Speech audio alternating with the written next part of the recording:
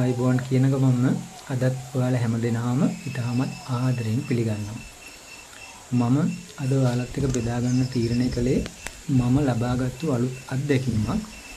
ඉතින් ඒක මම ඔයාලත් එක්කත් බෙදා ගන්න තීරණය කළා. මොකද මේ වගේ දේවල් ගොඩක් අය කරනවා.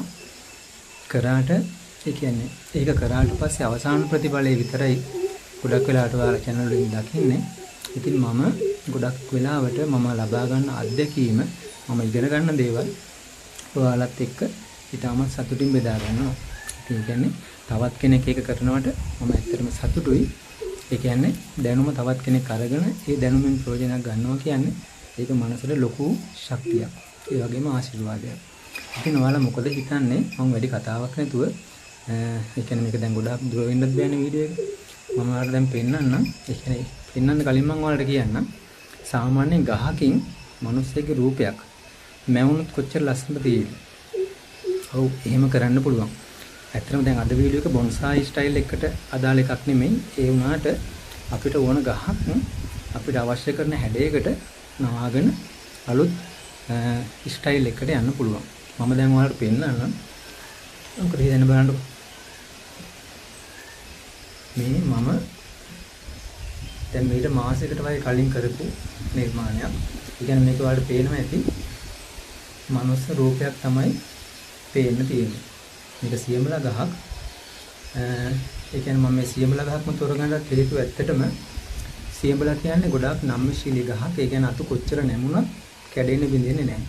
ඒ වගේම තවත් නිර්දේශ කරන්න පුළුවන් ගස් කිහිපයක් තියෙනවා. කුරු වැටේරියා, ගඟ වැරළි. ඒ කියන්නේ අපිට දේශීය හොයාගන්න පුළුවන් ඒ ශාක වර්ග කිහිපෙම. ඉතින් මම තෝරගත්තේ සියඹලා. මොකද මගේ එකතුයි සියඹලා ගස් විශාල ප්‍රමාණයක් තියෙනවා ඇත්තටම. ඉතින් මම මේක මේ විදිහට නිර්මාණය කරලා තියෙන වල බලන්න පුළුවන් මනුස්සයෙකු රූපයක් තමයි තියෙන්නේ. ඉතින් මම ඊටුට පස්සේ කියන්නම්. දැන් අපි බලමු. ඒ කියන්නේ ප්‍රධානම දේ මේක කරපු විදිය. ඒ කියන්නේ මේක කරපු විදිය මම දැන් තවත් සියඹලා ගහක් කරගෙන ඔයාලට පෙන්නන්නම්. මේක ඉතාමත් ඉක්මනට සරලව එතන අමාරු දෙයක් නෙමෙයි කරන්නේ කොහොමද කියලා. වීඩියෝ එකත් එක්ක සම්පූර්ණ එකතු වෙලා ඉන්න. අපි දැන් බලමු වැඩේට අවශ්‍ය කරන උපකරණ මොනවද කියලා. මෙන්න මේ වගේ ඝනකම් ඇලුමිනියම් කම්බියක් පාවිච්චි කරන්නත් පුළුවන් අපිට රූපේ නවා ගන්න. හැඩය කියන ප්‍රධාන හැඩය ගන්න. එහෙම නැත්නම් යකඩ කම්බියක්. ඒ කියන්නේ වටේ ගාඩ් එක තියෙන කම්බියක්. මොකද මේ නිකම්ම වාහනේ කම්බියක් දැම්මොත් මලකට අල්ලලා ගහේ තැන් වලට තුවාලලා ගහ මැරෙන්න පුළුවන්. ඒ වගේ මඬුවක්. මේ ප්‍රධානම දේ කේබල් ටයි. නැත්නම් ටයිට් කේබල්. ඒ ටිකුත් අවශ්‍ය වෙනවා. මොකද අපිට ඒක ගැට ගහ ගන්න ඕන නිසා. මම මෙතනදී ඇලුමිනියම් කම්බිය අයින් කරනවා. වාහනේ ගාඩ් එකෙන් ප්ලාස්ටික් ගාඩ් එකක් තියෙන වාහනේ කම්බිය තමයි පාවිච්චි කරන්නේ. මොකද ගොඩක් අයට මේක හොයාගන්න පුළුවන් වෙයි ඇලුමිනියම් වලට වඩා. ඉතින් මේ විදිහට අඬුව ආධාරයෙන් දැතේ කියන්නේ මේ අඬුවයි අත් දෙකයි පාවිච්චි කරලා මූණේ හැඩය මේ කම්බියෙන් අපි මතු කර ගැනීම තමයි කරන්න ඕනේ මුලින්ම. කලාත්මක හැඟීමක් කියන්නේ ඒකයි. ඒ වගේ අත්දැකීමක්, ඒ වගේ කුසලතාවයක් ලොකුවට අවශ්‍ය වෙන්නේ නැහැ. මොකද මිනිස්සෙගේ රූපයක් කම්බියකින් නම ගන්නවා කියන එක ලොකු දෙයක්ුත් නෙමෙයි. ඒක නිසා ඕන කෙනෙකුට කරන්න පුළුවන් වෙයි කියලා මම හිතනවා. අපි දැන් මෙතන එකට අරගත්තා. ඊට පස්සේ නහය කොටසත් මේ විදිහට නවා ගන්නවා. ඊට පස්සේ ඊට උඩින් ඇහැට පොඩි වංගුවකුත් දා ගන්නවා. ඊට පස්සේ නලල අවසානට හිස කොටසින් අවසන් වෙන විදිහට මේ ප්‍රධාන ආධාරක කම්බියේ මනුස්ස රූපය මතු කර ගන්නවා. ඉතින් ගොඩක් අමාරු කටයුත්තක් නෙමෙයි. ඔයාලට පේනවා. මොකද කම්බිය ගොඩක් තදත් නැහැ. සාමාන්‍ය මට්ටමකට අපි ආයාසයක් දරපු ගන්නවා ගන්න පුළුවන් මට්ටමේ කම්බියක් තමයි අපි ගන්න ඕනේ. ඉතින් මෙන්න මේ විදිහට අපි මනුස්ස රූපය මතු කර ගන්නවා.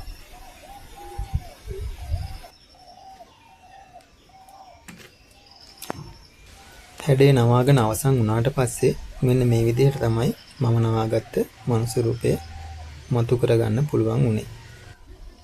ඉතින් ඊට පස්සේ මේ ගහේ යට ඉඳන් තියෙන අතු ටික අතු පොඩි කිනිති ඒ සියලුම දේවල් කපා ගන්න ඕනේ. මොකද මූණේ ඒ කියන්නේ බෙල්ලෙන් උඩ අපි මතු කරන මූණේ ස්වරූපයේ අතු කිනිති තිබ්බොත් ඒ මූණේ ස්වරූපය, ඒ කියන්නේ මේ මූණේ හැඩය මතු කරලා පෙන්වන්න අමාරුයි. ඒක නිසා මේ උඩට යනකම්ම රිකිලි ටිකයි අතු ටිකයි සම්පූර්ණයෙන්ම කපලා අයින් කරනවා.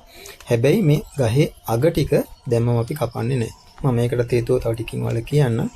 ඉතින් මේ විදිහට අතු රිකිලි ටික කපලා ඉවත් කර ගැනීමක් කරගන්නවා. ඔයාලට මේ පේන ඇති සියඹල ගස්වල ස්වභාවය ඊටමත් නම්‍යශීලී, කැඩෙන්නේ බිඳෙන්නේ නැහැ. ඒ කියන්නේ අපිට ඕනම නිර්මාණයකට ඊටමත් පහසුවෙන්ම පාවිච්චි කරන්න පුළුවන් මැටීරියල් එකක් තමයි සියඹලා කියලා කියන්නේ. ඊට පස්සේ මෙන්න මේ විදිහට අපි නවාගත්ත කම්බි යට කොටස ගහට සමීපවම බඳුනේ අඟල් කිහිපයක් යටට ඇතුළු කරගෙන ඊට පස්සේ කේබල් ටයි ආධාරයෙන් මෙන්න මේ විදිහට අපි නවාගත්ත මූණේ හැඩයට සමාන්තරව සියඹල ගහ ටිකෙන් ටික නවාගෙන කේබල් ටයි ආධාරයෙන් ස්ථාවර කර ගැනීමක් කරගන්නවා. මෙතන තව දෙයක් වලට මම කියන්නම්. කම්බිය එක පැත්තකට විතරක් ගහ තියාගෙන නවාගෙන යන එක දෙපැත්තට මාරුනොත් ඒක ගහට පොඩි හානියක් වෙන්න පුළුවන්. ඒක නිසා කම්බිය එක පැත්තකට වගේ හිටින විදිහට මේ හැඩයට ගැලපෙන එක මේ හැඩේ වංගු තියෙන තැන් වල බලලා මේ විදිහට බැඳ ගැනීම තමයි කරගන්න තියෙන්නේ. ඉතින් මහා ලොකු කටයුත්තකුත් නෙමෙයි ඇත්තටම නිර්මාණශීලීව හිතන සිතුවිල්ලක් වගේම ක්‍රියාවලියක් විතරයි අවශ්‍ය වෙන්නේ. මම ඔයාලට කිව්වත් වගේ ඕනම කෙනෙකුට මේ දේ කරන්න පුළුවන්. දැන් ඔයාලට පේනවා ඇති යට ඉඳන් මම නමාගෙන ආවා. නිකට නමල අවසානයි නහය නමලා තියෙන්නේ. ඊට පස්සේ ඇහැ ඊට පස්සේ නලල මෙන්න මේ විදිහට කේබල් ටයි ආධාරයෙන් අපි නමාගත්ත අර මූණේ හැඩයට සමාන්තරව එක පැත්තකට හිටින විදිහට මේ වගේ බැඳ ගැනීම කරගන්නවා.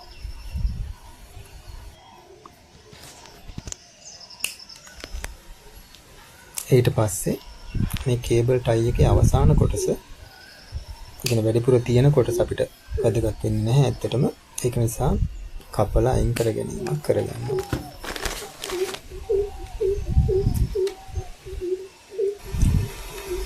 අවසාන වශයෙන් දැන් මේ හිසේ අවසාන කොටසේ දැන් අත්ත පැත්තකට තියෙන්නේ.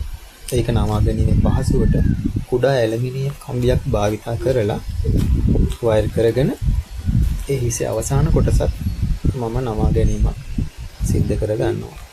එතකොට අපිට හිසේ හැඩයටම ගහේ අවසාන ටික නවා ගැනීම කරගන්න පුළුවන්. ඔයාලට මේ පේනවා කම්බි කරගත්තට වයර් කරගත්තට පස්සේ නවා ගැනීම ඉතාමත් පහසුවෙන් කරන්න පුළුවන්. මම ඉස්සෙල්ලා ඔයාලට කිව්වා මේ ගහේ අග කපන්න එපා දැම්ම කියලා. මොකද මේ ගහේ දැන් මුල ඉඳන් මේ පෝෂණය එනකොට අවසාන අග කොටස සම්පූර්ණයෙන්ම කප්පාදු කරලා දැම්මොත් ඒ අග කොටස දළු එන්නේ නැති වෙන්න පුළුවන්. ඒක නිසා දල්ලේ අඟලක් දෙකක් වගේ කපලා අවසානට තියෙන කොළ 3-4 අපි ඉතුරු කර ගන්නවා. මම ඔයාලට පෙන්නන්නේ අර නැවිච්ච තැන් වලින් ඊටමත් ඉක්මනින් ගහේ රිකිලියන පටන් ගන්නවා. ඒක නිසා එහෙම රිකිලි එනකොට අනිවාර්යයෙන්ම ඒ රිකිලි කඩලා අයින් කරගන්න. මොකද අපිට හැඩය අවශ්‍ය වෙන්නේ, කියන්නේ කොළ අවශ්‍ය වෙන්නේ හිස කොටසට පමණයි. මෙන්න මේ විදිහට රිකිලි එනවා. ඒවා කඩලා අයින් කරගන්න ඕනේ. ඉතින් අද වීඩියෝ එක මම මේ විදිහට අවසන් කරනවා. ප්‍රයෝජනවත් වෙන්න ඇති කියලා මම විශ්වාස කරනවා. මට මෙතන පේන්නේ ඇත්තටම කාන්තා රූපයක් වගේම පිරිමි රූපයකුත් තියෙනවා වගේ. ඉතින් ආයෙත් දවසක අලුත් වීඩියෝ එකකින් හම්බෙමු. ඔයාලට සුබ දවසක්.